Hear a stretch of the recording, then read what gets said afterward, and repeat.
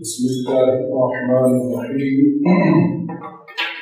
الحمد لله رب العالمين والصلاة والسلام على سيد المرسلين أما بعد فأعوذ بالله من الشيطان الرجيم بسم الله الرحمن الرحيم قال الله تبارك وتعالى في القرآن المجيد والفرقان الحميد واعلموا أنما غنمتم من شيء فأن لله خمسه وللرسول ولذي القربى واليتامى والمساكين وابن السبيل إن كنتم آمنتم بالله وما أنزلنا على عبدنا يوم الفرقان يوم التقى الجمعان والله على كل شيء قدير. صدق الله العظيم وصدق رسوله النبي الكريم. قال الله تبارك وتعالى في شأن حبيبه إن الله وملائكته يصلون على النبي يا أيها الذين آمنوا صلوا عليه وسلموا تسليما. اللهم صل على سيدنا ومولانا محمد عدد ما في علم الله صلاة دائمة بدوام ملك الله. عزیز سامعین کرام، السلام علیکم ورحمۃ اللہ وبرکاتہ. آج جو موضوع ہے اس کا نام ہے یوم بدر. اس کے بارے میں ہم سماعت فرمائیں گے کہ یہ کون سا غزوہ ہے، اس کی کیا اہمیت ہے اور اس کے کیا اسباب ہیں، تاکہ ہمیں پتہ چلے بطور مسلمان کہ ایک انتہائی مختصر لشکر جو ہے وہ بھی بہت بڑے لشکروں کو شکست دے سکتا ہے. یہی موضوع ہے کہ وہ کیا اسباب بنے ایک مختصر سے بے سر و سامان لشکر میں ایک بہت بڑے لشکر کو کیسے شکست دے. یقیناً یہ ان کا ایمانی جذبہ تھا اور حضور نبی کریم صلی اللہ تعالیٰ علیہ وسلم سے ایمانی محبت کا جذبہ تھا. یوم بدر 17 رمضان کو وقوع پذیر ہوئی. یہ وہ واقعہ ہے جس نے آئندہ کی تاریخ کو بدل دیا. آج یہ مختصر سا واقعہ لیکن اس کے اثرات بہت دور رس ہے کہ اس کے اسباب کچھ نہیں ہیں. جب نبی کریم صلی اللہ علیہ وسلم نے اعلان نبوت کا اعلان کیا تو ہر طرف سے قریش آپ کے دشمن ہیں. آپ پر مکہ کی زمین تنگ کر دی گئی. شعب ابی طالب جیسے واقعات ہوئے. طائف کے میدان میں آپ صلی اللہ علیہ وسلم کو پتھر بھی مارے گئے اور اس تمام وجوہات پر یہ لوگ آپ کے جانی دشمن ہوئے. مکہ کی زمین آپ پر تنگ کر دی گئی. آپ نے مکہ کو خیر آباد کر کے مدینہ منورہ کو اپنا مسکن بنایا، لیکن یہ لوگ یہاں پر بھی باز نہ آئے اور آپ صلی اللہ تعالیٰ علیہ وسلم کے خلاف طرح طرح کی سازشیں کرتے رہے.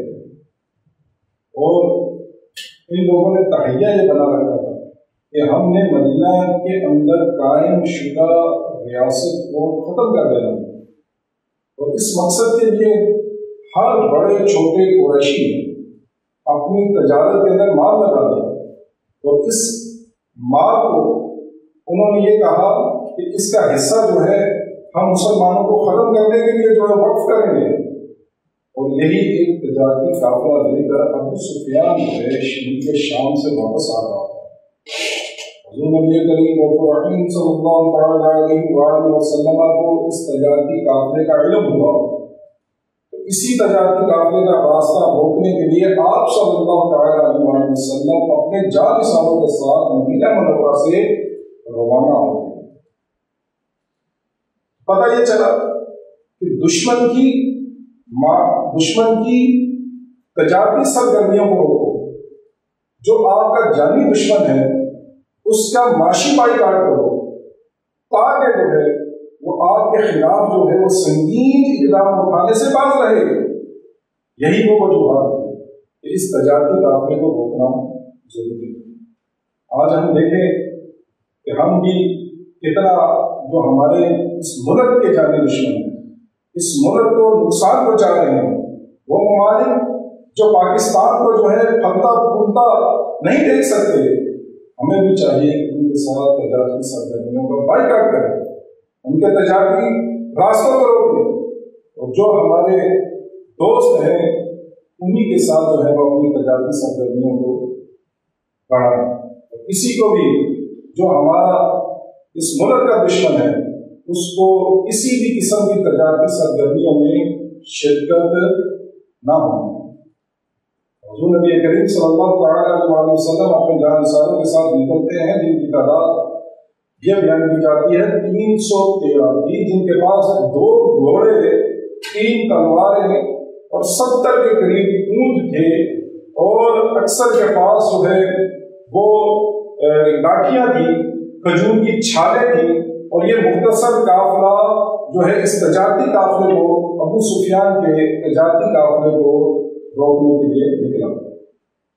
جب یہ قافلہ ابو سفیان کو بھی علم ہوا کہ میرا پیچھا کیا جا رہا ہے، اور اس نے اپنا راستہ تبدیل کر دیا، اور یہاں سے اس نے مکہ کے اندر خبر بھجوا دی کہ اپنا تجارتی قافلے کی حفاظت کرو، اور فوراً جو ہے امت کو جو ہے روانہ کرو۔ ابو سفیان نے ادھر جو ہے اپنے قاصد کو مکہ بھیج دیا، اور ادھر راستہ بھی تبدیل کر دیا، اپنے تجارتی قافلے کو بچانے کے لیے سمندری راستہ اختیار کیا، اور جو ہے یہ سمندر کے راستے اپنے سفر کو اس نے جاری رکھا۔ اور دوسری طرف قاصد جب مکہ پہنچا تو اس نے ایک عجیب حالت جو ہے مکہ میں جا کر جو ہے وہ بنائی، اور اپنی اونٹنی کو زخمی کر دیا، اور اس کی کوہان سے خون بہ رہا تھا، اور ایک وبیلا مچا دیا کہ اپنے تجارتی قافلے کو کی حفاظت کے لیے نکلو۔ تو تمام قریش جمع ہوئے، اور جمع ہونے کے بعد مشورہ کیا گیا۔ ابو جہل سب سے آگے بڑھ کر تھا، کہنے لگا ہم کسی بھی طور پر جو ہے اپنے تجارتی قافلے کی حفاظت کریں گے، اس کو جو ہے وہ تنہا نہیں چھوڑیں گے۔ ایک لشکر جراح تیار کیا گیا جن کی تعداد 1000 تھی، ہر ایک کے پاس زرہ پوش تھے، اونٹوں کی تعداد جو ہے وہ 1000 کے قریب تھی، اور کئی گھوڑے اور کئی تلواریں ان لوگوں کے پاس تھیں، اور اپنے تجارتی قافلے کی حفاظت کے لیے یہ مکہ سے روانہ ہے۔ ابو سفیان دوسری طرف اپنا سفر جاری رکھتے ہوئے تھا، اور سمندری راستے سے بحفاظت مکہ میں پہنچ گیا، لیکن ادھر تیاریاں شروع ہو چکی، اور ابو جہل جو ہے اس کی قیادت کے اندر لشکر روانہ ہو چکا، اور راستے میں خبر ملی کہ ابو سفیان بحفاظت مکہ میں آ گیا۔ لیکن ابو جہل نے کہا کہ نہیں، مشورہ کیا، کئی سرداروں نے مشورہ دیا کہ عافیت کسی کے اندر ہے، واپس لوٹ جاؤ، اور ہم جس گھر سے نکلے تھے وہ گھر مکمل ہو گئی، ابو سفیان بحفاظت مکہ میں آ گیا، ہمیں جو ہے مدینہ والوں سے کسی قسم کی کوئی چھیڑ چھاڑ نہیں کرنی چاہیے۔ لیکن ابو جہل جو ہے وہ باضد تھا، اور اس لشکر کو لے کر جانا چاہتا تھا، چنانچہ اس نے اعلان کیا کہ ہم بدر کے مقام پر پہنچ کر جشن منائیں گے، وہاں پارٹیاں کریں گے، اور اپنی فتح کا جشن جو ہے منا کر ہی واپس آئیں گے۔ یہ لوگ یہاں سے روانہ ہوتے ہیں، اور دوسری طرف حضور نبی کریم صلی اللہ تعالیٰ علیہ وسلم کو بھی اطلاع ملتی ہے۔ دیکھیں یہ ساری باتیں جو ہیں انٹیلیجنس کی بنیادوں پر ہو رہی تھیں۔ ابو سفیان کے لشکر کی نگہبانی بھی حضور صلی اللہ تعالیٰ علیہ وسلم فرما رہے تھے، اور ادھر جو ہے ابو جہل بھی ناواقف نہ تھا، اس کو بھی حضور نبی کریم صلی اللہ تعالیٰ علیہ وسلم کی تیاریوں کا علم تھا۔ تو پتہ یہ چلا کہ جس کی انٹیلیجنس مضبوط ہوگی جنگ میں اسی کا پلہ بھاری ہوگا، وہی بتا سکے گا کہ فلاں ملک کے اندر کتنے فوجی ہیں، فلاں کے پاس کتنا اسلحہ ہے، فلاں ملک کتنی فوجی طاقت رکھتا ہے۔ جب ہمارے پاس یہ انٹیلیجنس بنیادیں نہ ہوں گی تو ہم کسی بھی جنگ کے اندر فتح کامیابی حاصل نہیں کر سکیں۔ حضور نبی کریم صلی اللہ علیہ وسلم نے ابو جہل کے لشکر کا پتہ کروانے کے لیے اپنے صحابہ کو روانہ کیا۔ آ کر انہوں نے اطلاع دی کہ ان کی تعداد تقریباً 1000 ہے اور 950 کے قریب ہے۔ پھر حضور نبی کریم صلی اللہ علیہ وسلم نے اپنے اصحاب سے مشورہ کیا۔ سبحان اللہ۔ حضرت اقدام، حضرت عبادہ ایسی جان سارانہ تقریریں کی اور کہا کہ یا رسول اللہ صلی اللہ علیہ وسلم، اگر آپ اپنے گھوڑے کو سمندر میں ڈال دیں گے تو ہم بھی اپنے گھوڑوں کو سمندر میں ڈال دیں گے۔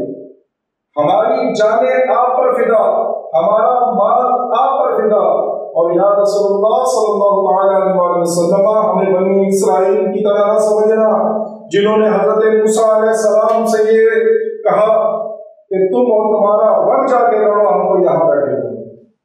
حضور صلی اللہ علیہ وسلم نے اپنی جان نثاروں کی اس جان نثاری کو دیکھا تو آپ کا بھی حوصلہ بلند ہو گیا، اور ادھر جو ہے کسی نے یہ نہیں کہا کہ اتنا بڑا لشکر ہے، واپس لوگ جاتے ہیں، دوبارہ تیاری کر کر آتے ہیں، اپنی جو ہے وہ اسلحے کو لے کر آتے ہیں، لیکن کہا کہ نہیں یا رسول اللہ، جس ارادے سے نکلے ہیں آپ اس کو پایا تکمیل تک پہنچا کر آئے۔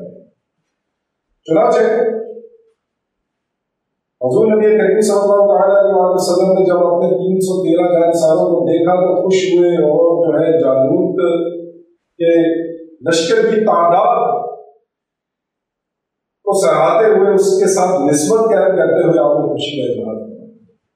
اور اس مقام پر جب آپ مدینہ سے روانہ ہو چکے تھے تو آپ نے کچھ کم سن بچوں کو واپس کرنا چاہا، لیکن قربان جائیں ان ماؤں پر جنہوں نے ایسا گھٹی کے اندر دودھ پلایا ہوا تھا ان بچوں کو، یہ ایڑیوں پر کھڑے ہو کر بڑھ رہے تھے۔ حضرت عمیر بن ابی وقاص جو کم سن تھے اور رو رہے تھے، حضور نبی کریم صلی اللہ علیہ وسلم سے اجازت طلب کر رہے تھے، یا رسول اللہ اس معرکے میں ہمیں بھی ساتھ دیں۔ یہ جنگ کرنے کے لیے اجازت طلب کر رہے ہیں، کہیں پکنک پارٹی منانے کے لیے بچے نہیں رو رہے، بلکہ جن کی عمریں جو ہیں انتہائی کم تھی اور اس کے باوجود جنگ میں شرکت کرنے کے لیے رو رہے ہیں۔ یقیناً تربیت کا بڑا اثر ہوتا ہے۔ پھر دوسری طرف حضرت معاذ اور حضرت معوذ رضی اللہ تعالی عنہما، یہ بھی ان کا بھی واقعہ بڑا عجیب ہے۔ دو بھائی ہیں اور غزوہ بدر میں شرکت کرنا چاہتے ہیں، عمریں کم ہیں، سرکار صلی اللہ علیہ وسلم منع فرما رہے ہیں، لیکن اپنی پیڑوں پر کھڑے ہو جاتے ہیں۔ جو بڑے دونوں بھائیوں میں سے جو بڑا ہوتا ہے سرکار اس کے کندھے پر ہاتھ رکھ دیتے ہیں اور اس کو اجازت دے دیتے ہیں۔ جب بڑے کو اجازت ملتی ہے تو چھوٹا کہتا ہے یا رسول اللہ یہ دیکھنے میں بڑا ہے لیکن طاقت میں اس سے زیادہ ہوں، آپ کشتی کروا کے دے دیں۔ تو دونوں کی جب کشتی ہوتی ہے تو چھوٹا بڑے کے کام میں کہتا ہے، بھائی مجھے بھی جذبہ جہاد ہے، میں نے بھی شرکت کرنی ہے اس معرکے کے اندر، تم تھوڑی دیر کے لیے اپنے آپ کو جھکا لینا۔ چنانچہ جب کشتی ہوتی ہے تو چھوٹا بڑے کو گرا دیتا ہے اور اس کے اوپر سوار کرتا ہے۔ حضور نبی کریم صلی اللہ علیہ وسلم دونوں کی اجازت عنایت فرما دیتے ہیں۔ اب یہ مختصر سا قافلہ بدر کی طرف روانہ ہوا۔ بدر کے کنویں کا نام ہے جہاں 14ویں رات کا چاند جس کنویں کے اندر صاف نظر آتا تھا، اس وجہ سے البدایہ و النہایہ کے اندر ابن کثیر علیہ الرحمٰن نے لکھا کہ بدر یا تو اس کنویں کی نسبت کی وجہ سے اس علاقے کا نام بدر تھا، یا گاؤں قریبی گاؤں کا نام بدر تھا جہاں پر سالانہ جو ہے وہ تجارتی میلہ بھی لگا کرتا تھا، اس وجہ سے اس مقام کا نام بدر تھا۔ 80 میل مدینہ منورہ سے یہ مقام دور ہے، اور حضور نبی کریم صلی اللہ علیہ وسلم اس مقام پر جو ہے وہ پڑاؤ کرتے ہیں۔ لشکر کی تعداد انتہائی قریب ہے. یاد رکھیں کہ لشکر کی انتہا لشکر کی تعداد کو نہیں دیکھا جاتا، بلکہ کیا دیکھا جاتا ہے؟ جذبے کو دیکھا جاتا ہے.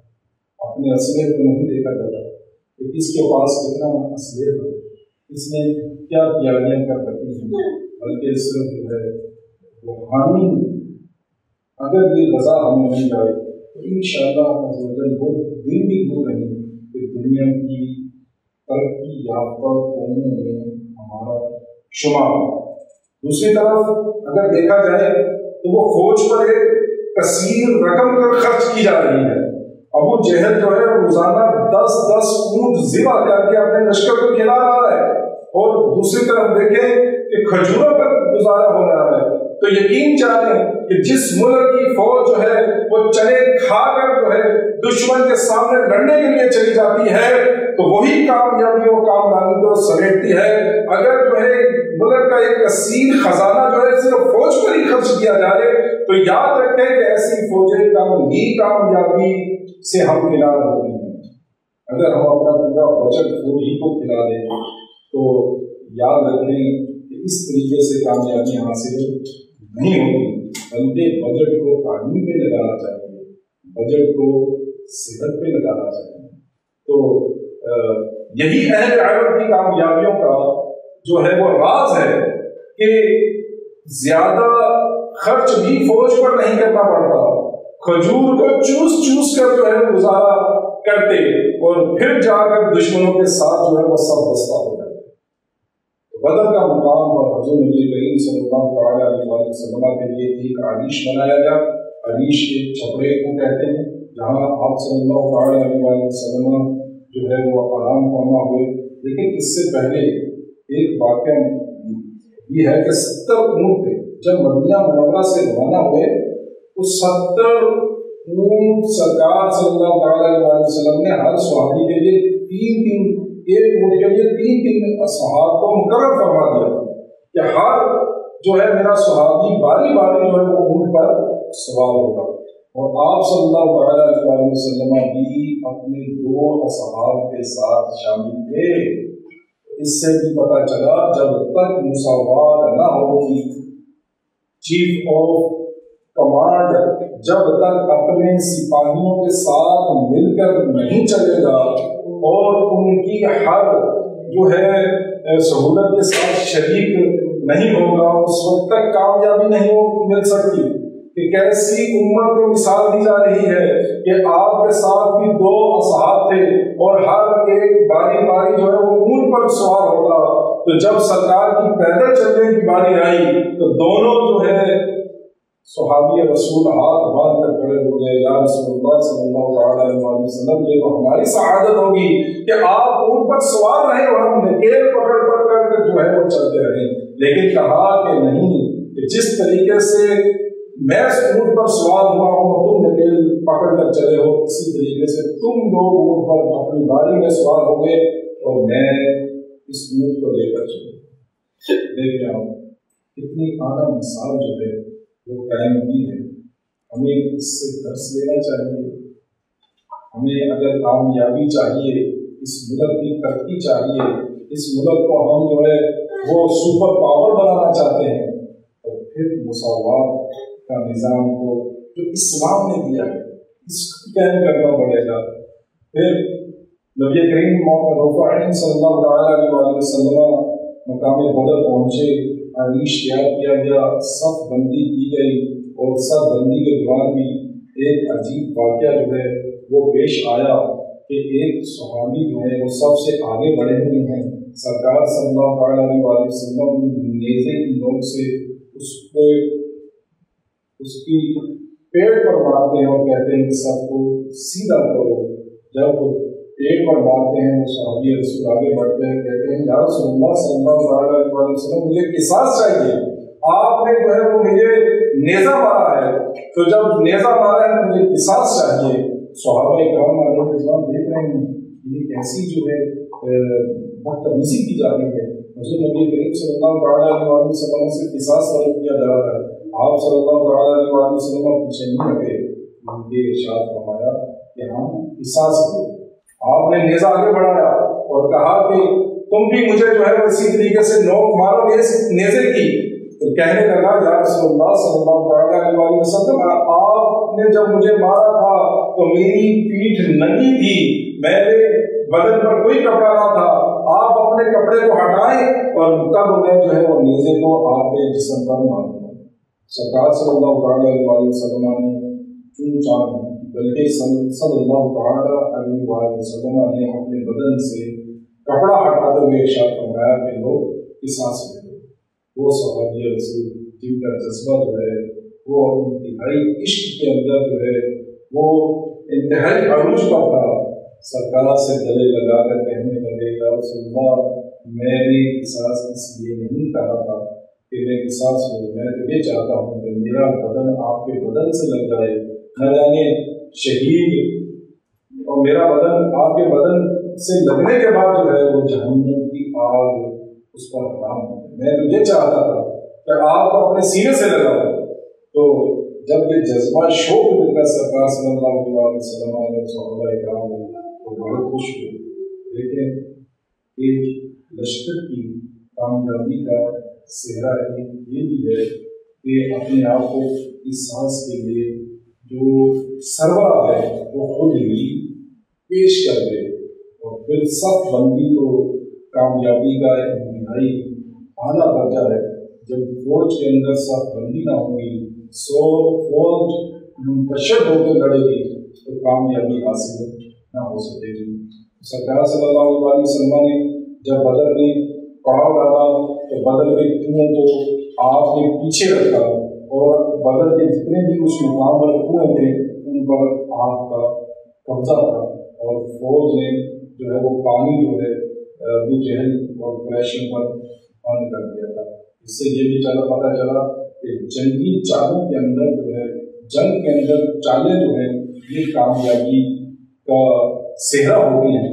آپ نے بھی یہ جنگی چال چلی اور سب سے پہلے جا کر کنویں پر جو ہے وہ قبضہ کیا جس سے وہ پانی حاصل نہ کر سکتے تھے. لیکن جو ہے جو پانی لینے کے لیے آتا تھا انفرادی طور پر حضور نبی کریم صلی اللہ علیہ وسلم مانا نہیں فرماتے تھے. تو پتہ یہ چلا کہ جنگ میں پانی جو ہے ایک بہترین ہتھیار ہے کہ آپ اس کو دشمن کے پانیوں کو بند کر دیں, اور جس ملک کا پانی دوسروں کے قبضوں کے اندر ہو تو وہ اپنی شاہ ہوا کو کیسے سنبھالیں گے. جن کی شاہ ہوا جو ہے وہ دوسروں کے قبضے کے اندر ہو تو اس کی سلامتی کیا ضمانت دی جا سکتی ہے. ہمیں تو اپنی سب سے پہلے شاہ ورگ کو جو ہے وہ بچانا ہے کہ جسے ہم شاہ ورگ کشمیر کو شاہ ورگ کا درجہ دیتے ہیں, ہمیں جو ہے اس شاہ ورگ کو آزاد کروانا ہے.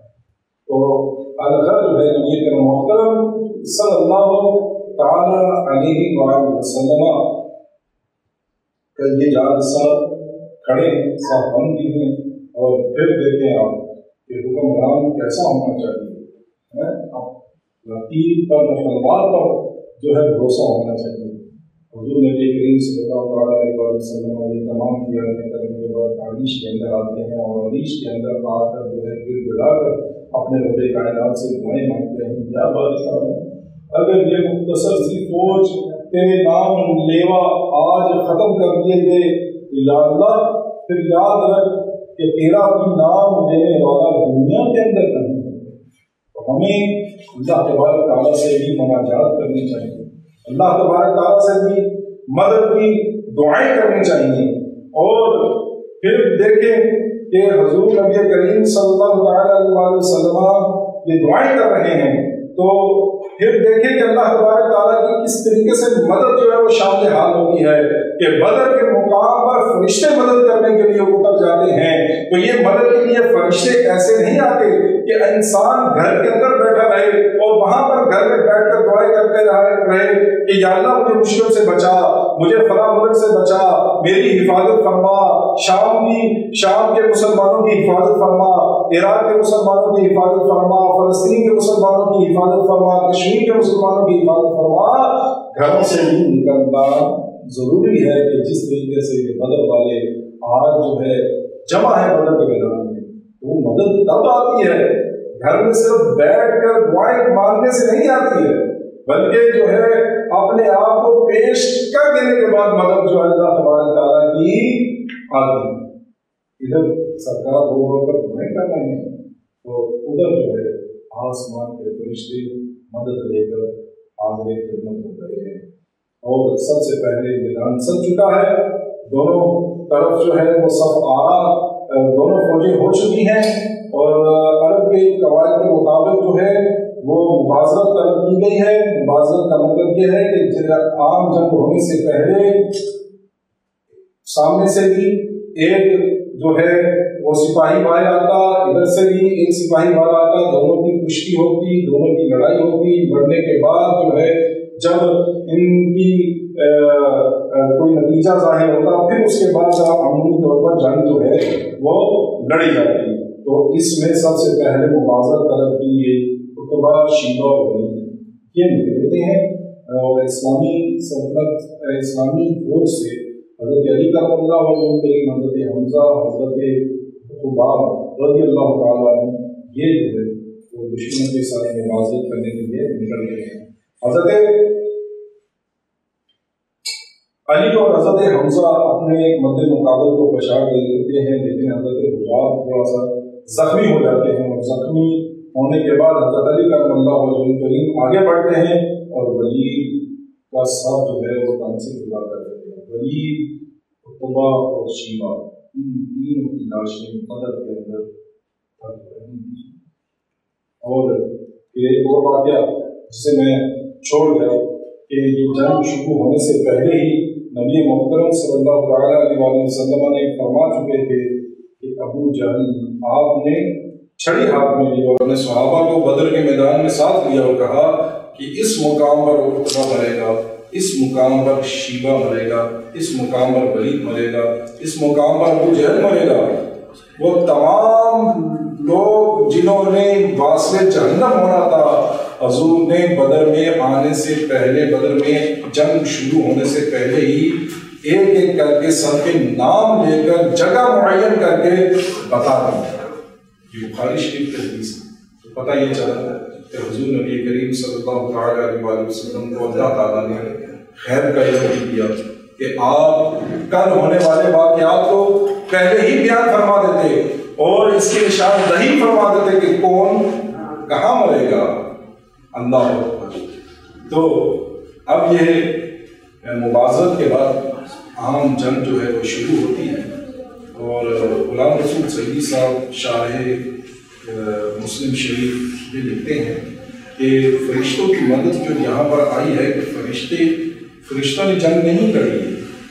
اگر جنگ لڑنا ہوتی تو اللہ کا ایک ہی فرشتہ کافی تھا، اللہ کا ایک ہی فرشتہ جو ہے وہ پورے کے لشکر کو تباہ کر دیتا.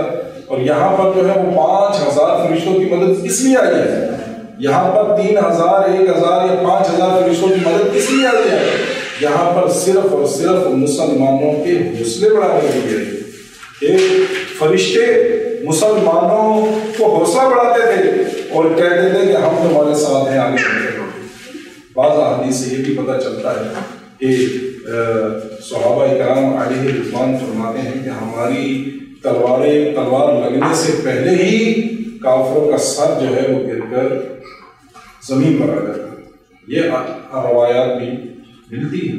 الغر جو ہے کہ جنگ شروع ہوئی، جنگ شروع ہونے کے بعد وہ کمسن بچے حضرت معاذ اور حضرت معوذ یہ جو ہے ابو جہل کا پتہ پوچھ رہے ہیں اور پوچھ رہے ہیں کہ ابو جہل کہاں ہے. حضرت عبد الرحمن بن عوف کے پاس یہ آتے ہیں اور کہتے ہیں کہ چچا جان ابو جہل کا پتہ ہے کہ ابو جہل لشکر کے اندر کہاں ہے. تو حضرت عبد الرحمن بن عوف کہتے ہیں کہ ابو جہل اشارہ کرتے ہیں کہ ابو جہل لشکر کے اندر اس مقام پر ہے. جو فوج کا جو ہے سربراہ جو ہوتا ہے جنگوں کے اندر وہ انتہائی اہم مقام پر ہوتا ہے جسے قلب کہا جاتا ہے اور وہاں تک پہنچنا ہی انتہائی مشکل ہوتا ہے.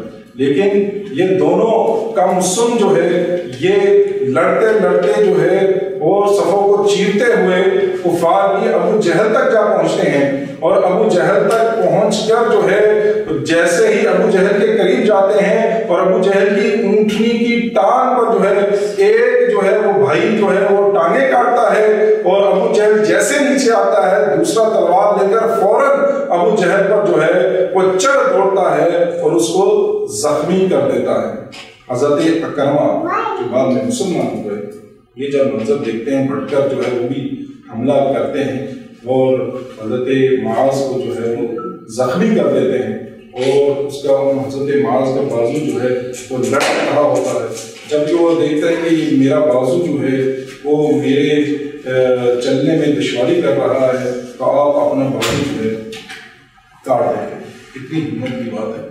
دیکھیں یہ وہ جنگیں ہیں، یہ تیر تلواروں کی جنگیں ہیں یہ، اور نیزوں کی جنگیں ہیں، جو شاید جدید دور کے اندر ہم نے یہ ایسی جنگیں نہیں دیکھی، لیکن یہ تیر اور تلوار والی جنگیں جو ہیں، دیکھیں کس طریقے سے ہم ذرا تصور کریں کہ ہماری آنکھوں کے سامنے جو ہے کسی کی آنکھ نکلی ہوئی ہو، کسی کا بازو کٹا ہوا ہو، کسی کی جو ہے وہ ٹانگ کٹی ہوئی ہو۔ یہ جنگیں بڑی ہمت والی جنگیں ہوتی تھیں، اور یہاں پر کوئی میڈیکل دینے والا نہیں ہوتا تھا، کوئی ماہر جو ہے وہ ڈاکٹر ان کے ساتھ نہیں ہے، نہ کوئی ایمبولینس کا انتظام ہے، لیکن پھر بھی ان کے جذبے دیکھیں کہ یہ لوگ جو ہے کس طریقے سے صحابہ کرام علیہ رضوان نے اپنے سے بڑے لشکر کو جو ہے وہ شکست دے دی۔ تو ابو جہل بھی واصل جہنم ہوا۔ دوران جنگ جو ہے ایک صحابی رسول حضرت ابو قتادہ رضی اللہ تعالیٰ عنہ آتے ہیں، تفسیر مذہبی میں ہے کہ حضرت ابو قتادہ کی آنکھ نکل گئی، اور وہ آنکھ نکل کر ہاتھ میں دے کر سرکار صلی اللہ علیہ وسلم کی خدمت میں حاضر ہوتے ہیں۔ حضور نبی کریم صلی اللہ علیہ وسلم حضرت ابو قتادہ کی آنکھ جو ہے اسی جگہ پر رکھتے ہوئے لعاب دہن لگا دیتے ہیں۔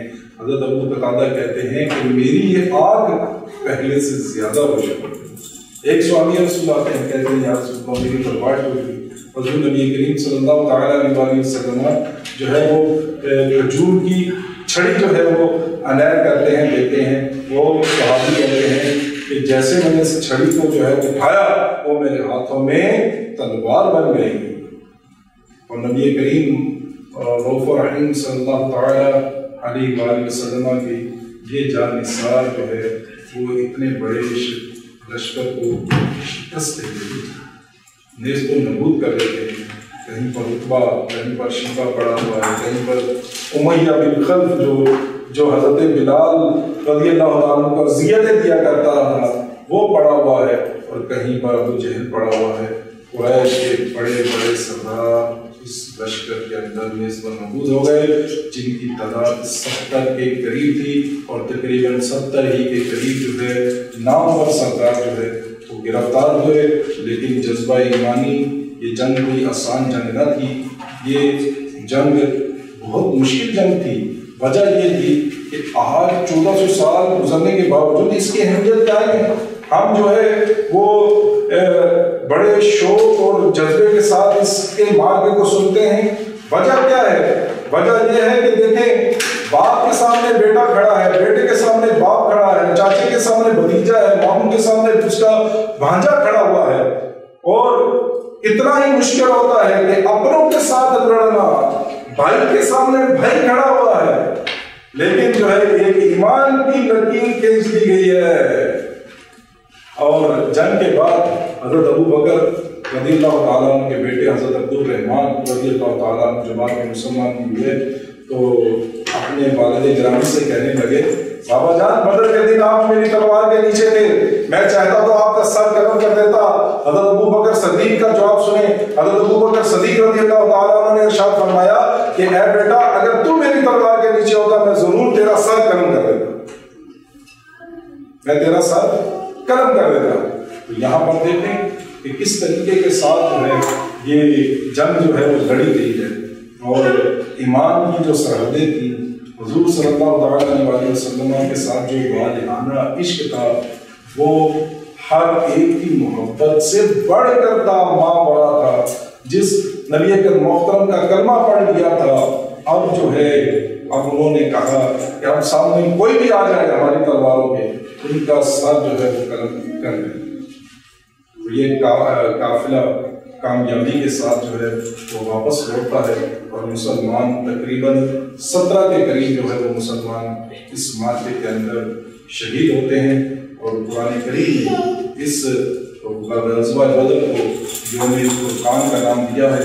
یوم فرقان سے مراد یہ ہے کہ فرق کرنے والا معرکہ، اس معرکے نے حق و باطل نے فرق پیدا کر دیا، واضح کر دیا کہ حضور نبی کریم صلی اللہ تعالیٰ علیہ وسلم کی جانثار کون ہے۔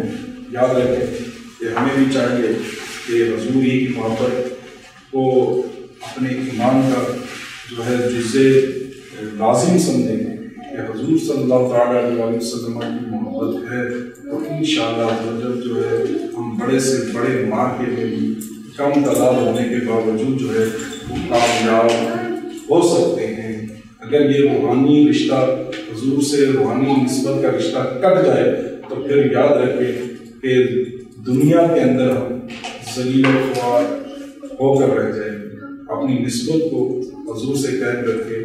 یہی وجہ ہے کہ آج دنیا کے اندر ہم جو ذلیل و خوار ہو رہے ہیں اس کی وجہ بھی یہی ہے کہ ہم نے اپنا رشتے کو حضور نبی کریم صلی اللہ علیہ وسلم سے کمزور کر دیا ہے۔ اپنی نسبت کو حضور صلی اللہ علیہ وسلم سے قائم کریں اور محبت اور عشق حضور سے بڑھائیں۔ اللہ تعالیٰ مجھے اور آپ کو اس غزوے سے سبق حاصل کرنے کی توفیق عطا فرمائے۔ وآخر دعوانا ان الحمد للہ۔